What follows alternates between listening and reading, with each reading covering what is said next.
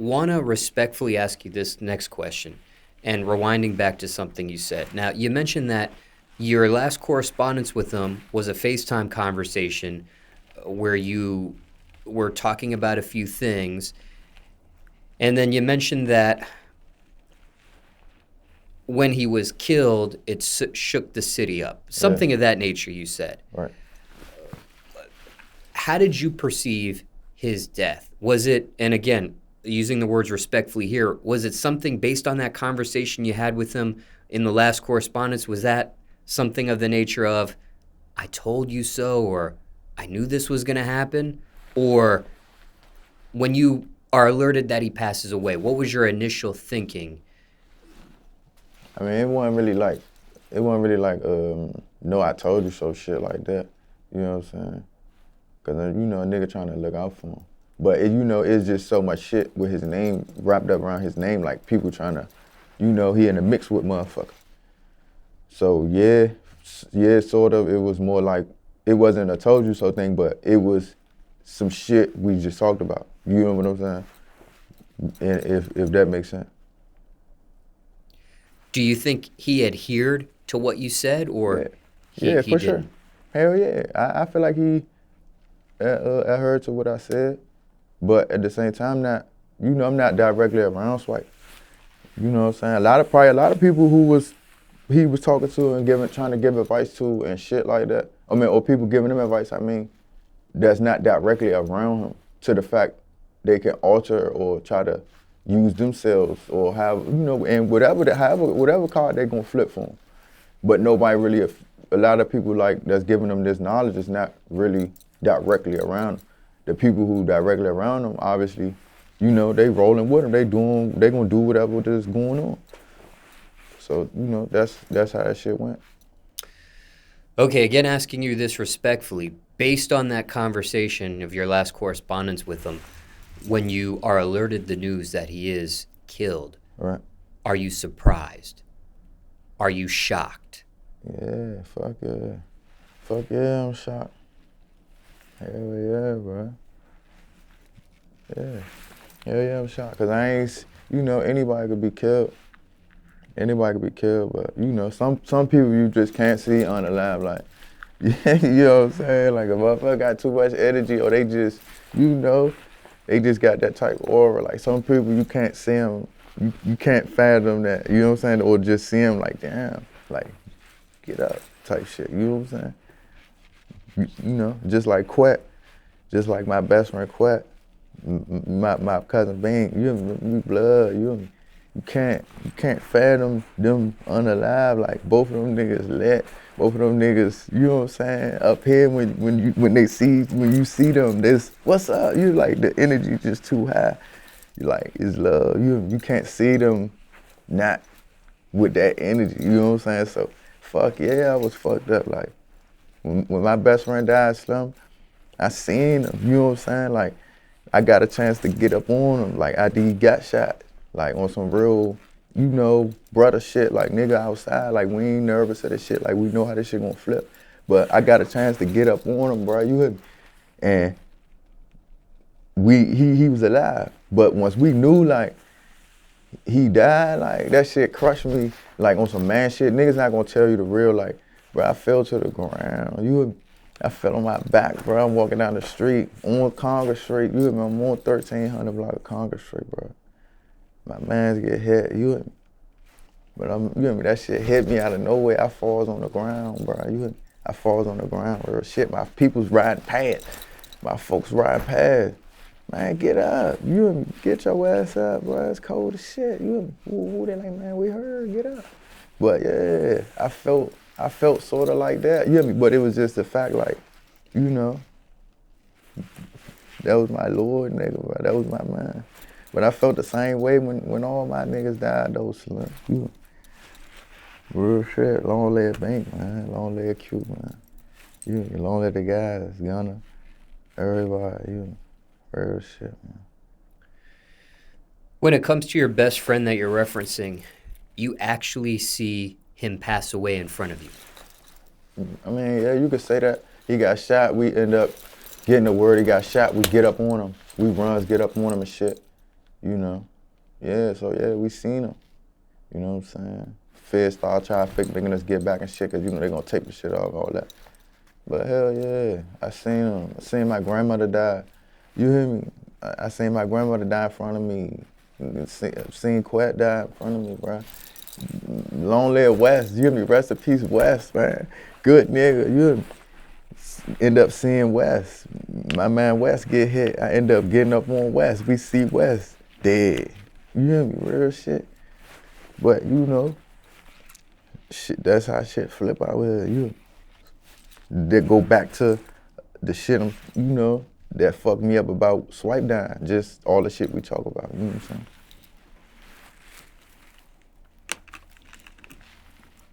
Who was the first person you seen pass away in front of you with your own eyes? The first person I seen pass away in front of me, it was my grandmother. My mother, but my grandmother.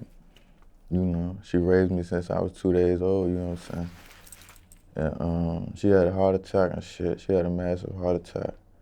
And you know, 6 in the morning, sun up, coming from the pool, and you know, no electric on and shit. She had a massive heart attack. I had to run to a few houses and call the people on the phone and all kind of shit. Her chest blew up and shit. All kind of shit. But she was the first person I seen die in front of me. And that shit went on from there. You hear me? Real shit. Shit went on from there. Nigga, they seen so many motherfuckers on the line. You hear me? Like that. The shit is wicked. Like, you hear me? So, you know me? Nigga don't be having no feelings sometimes. It gotta be that person. Like, that's how the shit is now. Like, it gotta be a motherfucker that's dead close. Like, too many people dying so random, so, you know, a strange way that it's like you can't even take the shit in sometimes. You can't even take the shit. It hit you later and be like, damn, bro, did get killed. Or you be like, you know, bro, died in a car accident or some shit. Ooh. Too much shit. Too many lives being unalive. How many people do you think you've seen pass away in front of you? You've literally seen the life taken away from them, or their life leave their body. Probably like 4.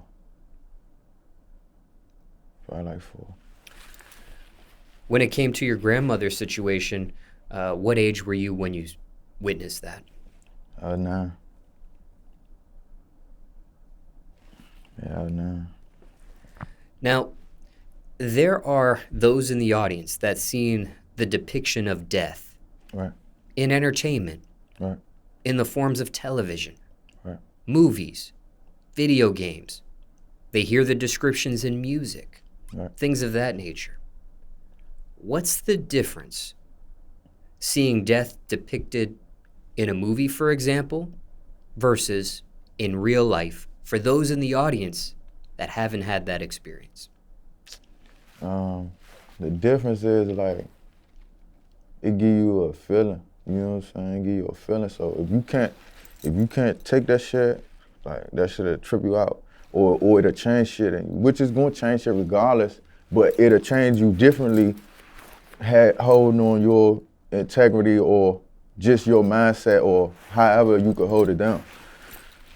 But it's a total difference to see, you know what I'm saying, a motherfucker lifeless versus a movie or versus, you know, just it's not all the way the same type shit, or you ain't really up on them to see a motherfucker taking their last and grasping and grabbing, and you feel what I'm saying? It's a total difference versus some movie shit, you know what I'm saying, or some video game shit, for sure.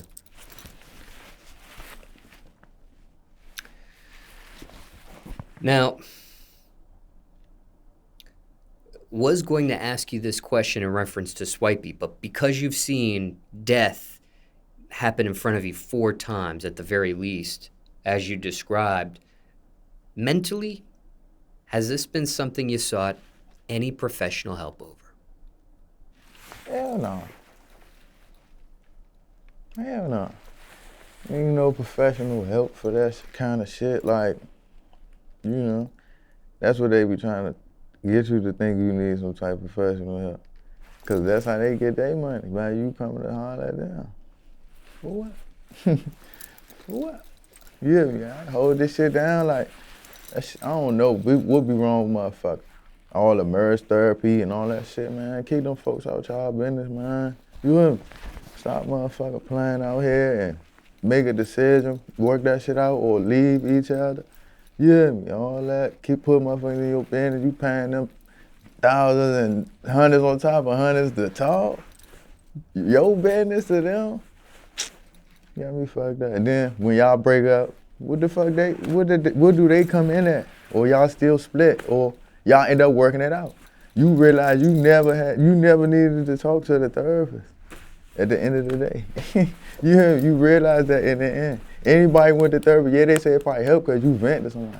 If you stop being mad at your partner, or you stop being mad at who you in therapy with, and vent to them. But I ain't paying nobody all this money to go to no therapy. Now, just to be fair here, is this an assumption that you have, or have you ever had any mental health professional in your life? Have you experienced? I fractured my skull. I fractured my skull 2021 in Fulton County. So, you know, they was trying to have me to have a bunch of psychiatrists and all kind of shit. You know what I'm saying? Because they was like, it's going to make me depressed and stuff like that. Like, I ain't going to want to be around people and, you know, all that shit. I was in a coma, all kind of shit. So they ain't even know how I made it. So I turned that shit down. Like, I'm stronger than that, bro. You hear me? Like, I'm stronger than that. I done seen too much shit, done too much shit to, you know, to come to a paper, to a black and white document. Fuck no, bro. You hear me? I ain't doing that shit.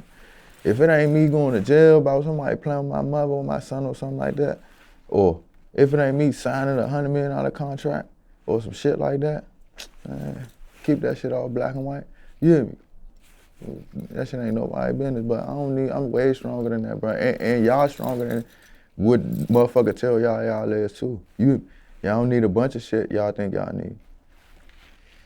So just to be clear, you've never had any mental health professional? Yeah, I never had no mental health, nothing. For what? You hear me? My son's 6 years old, bro. You hear me? He loved me. You hear me? Been there for him. I watched him pop out. I watched my son pop out the pussy. Like, I'm right here. You know what I'm saying? Like, come on, you hear me? I cut the cord. And, you hear me? Like, since I was a jet, like, it ain't gonna be too much I see that's gonna shake me up. You hear me? Like, I done seen the heavens and been back, bro. You hear me? For sure. And that's in reference to the coma? For sure. You had a near-death experience? For sure. And just to be clear on the near-death experience, for those in the audience, as defined by Oxford Languages, a near-death experience is, quote, an unusual experience taking place on the brink of death and recounted by a person after recovery, typically an out-of-body experience or a vision of a tunnel of light, end quote. You've had that. For sure. For sure.